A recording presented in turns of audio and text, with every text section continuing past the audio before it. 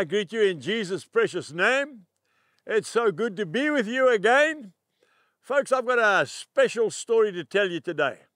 You know, I want to say to you that God is no respecter of persons. He will use anybody who will put his hand up or put her hand up. And I really mean that. That's why I love him so much. He takes nobodies and he uses them to do his bidding for him. If we go to the first book of Corinthians, chapter 1, and I'm reading verse 27.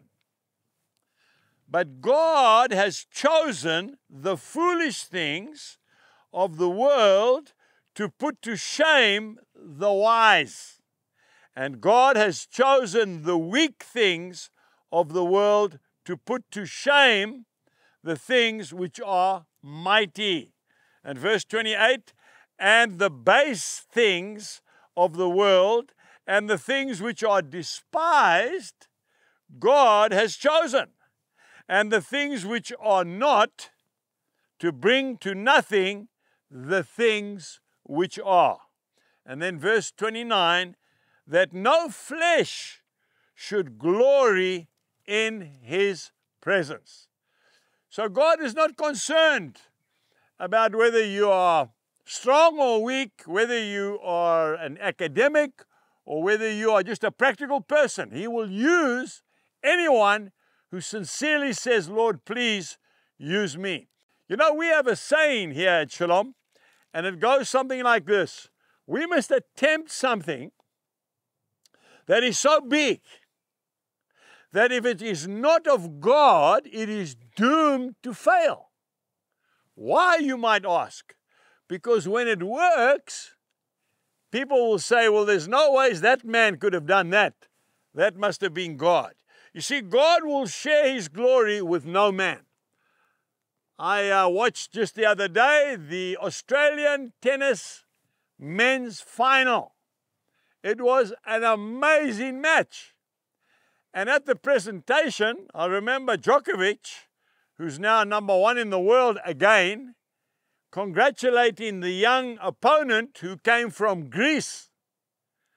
And he said to him, I want to encourage you, young man. He said, because you come from a very small country. And I also come from a very small country, Serbia.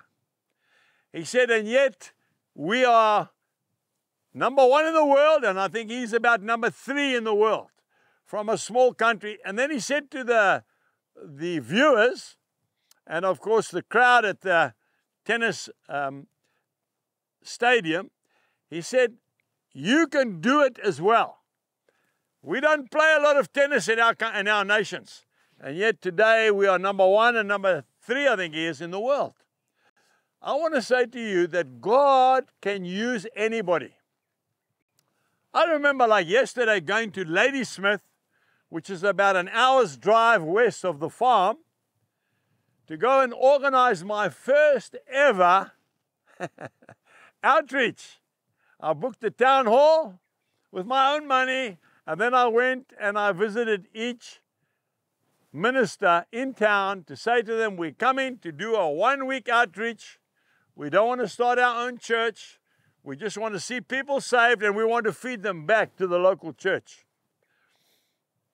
I went to the one minister, and I said to him, we are coming with a team just to share the good news.